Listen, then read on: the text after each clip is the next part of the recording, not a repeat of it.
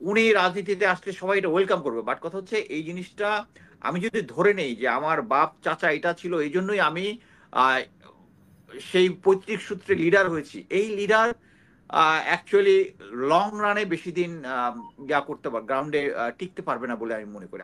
August 8 তারিখে ফেরত দেওয়া হয়েছে। এই যে ভারতের যে একটা হেজিমনি আমাদের ভিতরে ছিল, আমি বিএনপিকে এখন পর্যন্ত এই ধরনের কোনো কথা বলতে দেখি নাই, ভারতের সাথে যে অসম চুক্তিগুলো হয়েছে এই চুক্তিগুলো প্রকাশ করার জন্য আমার কোনো কমেন্ট দেখি নাই, তাদের কোনো বক্তৃতা হুম। দেখি নাই। গত 1.5 বছরে অনলি 20% কৃষি জমি আবাদ হয়েছে। সো 20% যদি আবাদ হয় তাহলে will be serious food shortage.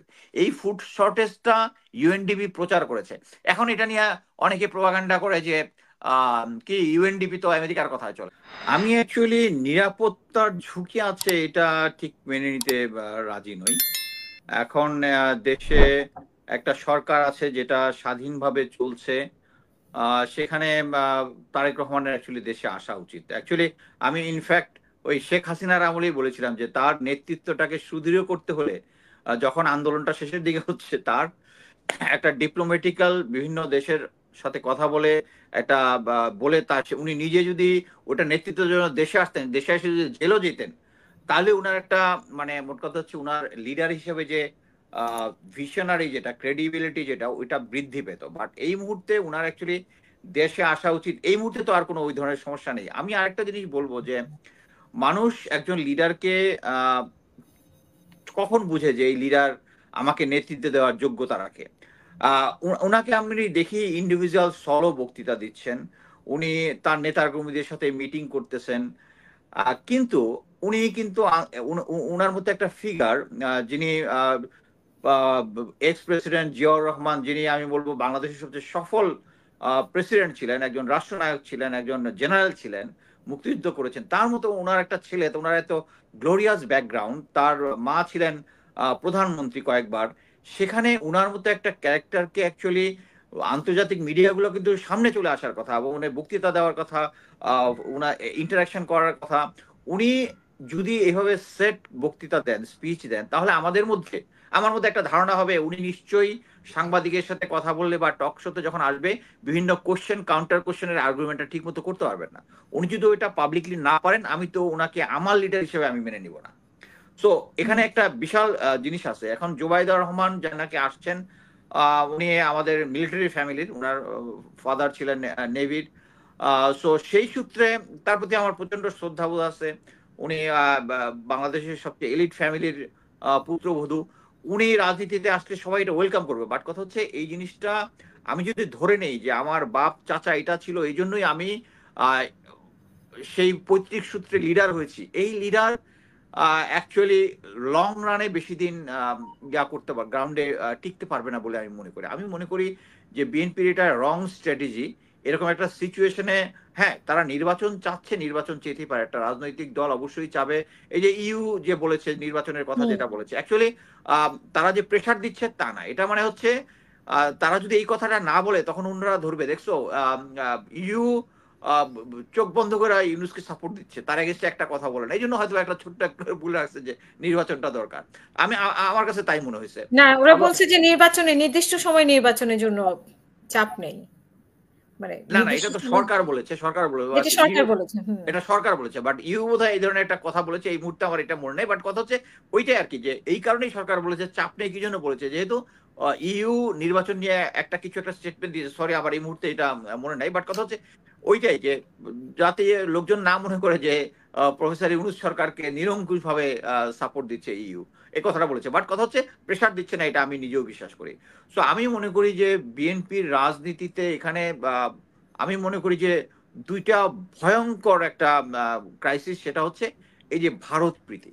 এই ভারত প্রীতিটা হওয়ার পরে, এই জুলাই আগস্ট আন্দোলনের পরে বাংলাদেশ হুম। যখন পুরা মুখে আছে এন্টি ভারত সেন্টিমেন্ট নিয়ে, যেখানে আমরা এখন পর্যন্ত আমি তারেক রহমান বা বিএনপির কোন নেতৃত্বকে ভারতের যে লাগাতার আওয়ামী লীগ সরকারকে সমর্থন দিয়েছে, বিডিআর কার্নে যে তাদের হাত আছে, এতগুলা ছাত্রী নিহতর পিছনে ওদের ফিজিক্যাল এভিডেন্স আছে যে তাদের সশস্ত্র বাহিনী এখানে, সশস্ত্র বলতে হচ্ছে আইন শৃঙ্খলা বাহিনী কোনো একটা অংশ বা আমরা যেটাই বলি, এখানে অংশগ্রহণ করেছে।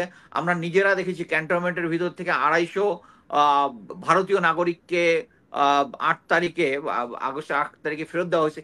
এই যে ভারতের যে একটা হেজিমনি আমাদের ভিতরে ছিল, আমি বিএনপিকে এখন পর্যন্ত এই ধরনের কোনো কথা বলতে দেখি নাই। কথা বলতে দেখি নাই ভারতের সাথে যে অসম চুক্তিগুলো হয়েছে, এই চুক্তিগুলো প্রকাশ করার জন্য আমার কোনো কমেন্ট দেখি নাই, তাদের কোনো বক্তৃতা হুম। দেখি নাই।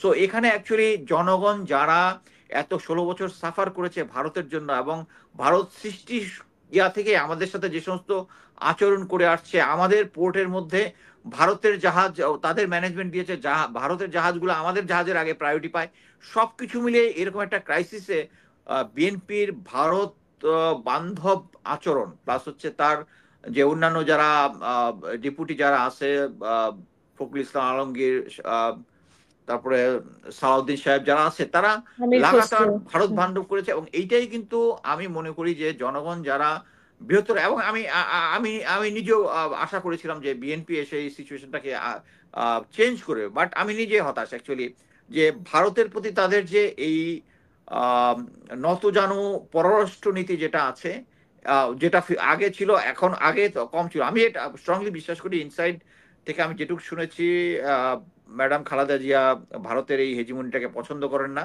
কিন্তু তারপরের লেভেল থেকে তারা ভারতের সাথেই সেই বন্ধু, এবং তারা বিশ্বাস করে যে ভারত না কোনো কিছু, ভারতের সাপোর্ট ছাড়া তারা যেতে পারে না। This is a totally wrong thing, এবং বাংলাদেশের জাতীয়তাবাদের সাথে এই জিনিসটা যায় না। সো এখন আমি মনে করি যে তারেক জিয়ার দেশে আসা উচিত।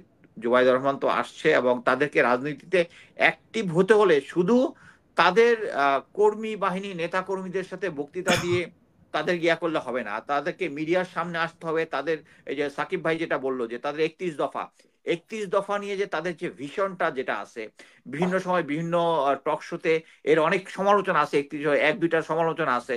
এই সমালোচনাগুলো কিভাবে ওনারা ফেস করবেন, অন গ্রাউন্ডে কিভাবে করবেন, এগুলা বিশ্লেষণ করে মানুষকে বুঝাইতে হবে। এই না বুঝাইতে পারলে আমি মনে করি যে অ্যাকচুয়ালি বিএনপির, আমি মনে করি এখন আমি ফেসবুকে যতটা আম, যে সমস্ত পোস্ট দেখি, যেখানে বিভিন্ন দেখি, এটা নিঃসন্দেহে আমি বলতে পারি যে বিএনপির যে আহ, জনপ্রিয়তা যেটা ছিল, মানে তুঙ্গে ছিল, আমি বলবো যে একটা দেশের সবচেয়ে বড় সর্ববৃহৎ রাজনৈতিক দল হিসেবে এটা ধীরে ধীরে কমে যাচ্ছে, বিকজ অনলি ওয়ান ভারত প্রীতি। বলবো যে ওই যে যেটা বললাম, যে ভারতের এই গত 15 বছরের দুঃশাসনের এগেনস্টে আমি তো কোনো কথা বিএনপিকে শুনতে দেইনি। অতএব মানে মোট কথা হচ্ছে, এখন বিএনপি সমালোচনা করে সবার সমালোচনা করতো, এটা কোনো কথা না। বিএনপি দেশের মধ্যে সবচেয়ে সর্ববৃহৎ দল, অতএব তাকে লায়ন শেয়ারটা তাকে ইয়া করতে হবে। আরেকটা জিনিস হচ্ছে, হ্যাঁ, বিএনপির এগেনস্টে যে প্রপাগান্ডাটা হচ্ছে, মানে যেটা হয়তো বা 5% হলে ওটা 10-15% করে বাড়ায়, বা আমি যদি বলি 50% হলে ওটাকে 80-90% বাড়িয়ে দিচ্ছে।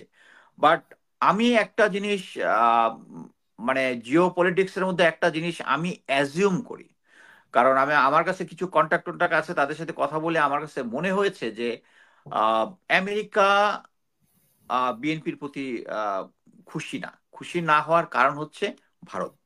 একটা জিনিস কয়েকদিন আগে প্রফেসর শহীদুজ্জামান একটা কথা বলেছেন, যে ইউএস ইউএস বর্তমানে আরাকান আর্মির সাথে যোগাযোগ রাখতেছে, এবং অনেকদিন ধরে রাখতেছে, এবং এই যে যোগাযোগ হুম। রাখতেছে, এটা ভারত থেকে লুকিয়ে রেখেছে, ভারতের কাছে এক্সপ্রেস করেনি।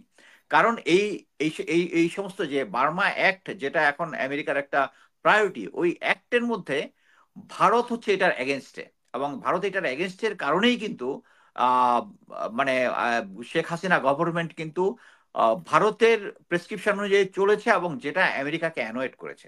আমি নিজে বিশ্বাস করি যে আমেরিকা যদি, শেখ হাসিনা যদি এই বার্মা অ্যাক্টে যদি আমেরিকার সাথে তাল মিলাইতো, অথবা আমেরিকা এখনো শেখ হাসিনাকে সাপোর্ট করে যেত, এটা আমি বিশ্বাস করি ইয়াতে।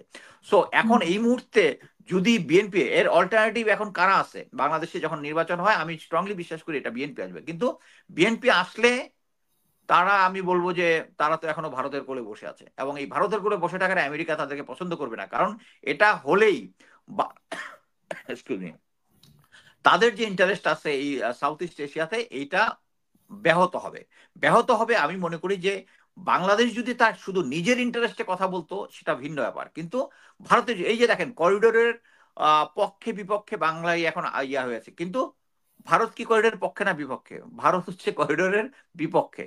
সো আপনি চোখ বন্ধ করে বুঝতে পারবেন যে কার ইন্টারেস্ট কোথায় আছে।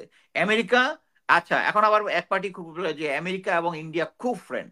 আচ্ছা তাই যদি হুম হয়, করিডোরের পক্ষে আমেরিকা কি করিডোরের পক্ষে? করিডোরের পক্ষে। তাহলে হিসাবটা মিললো কিভাবে?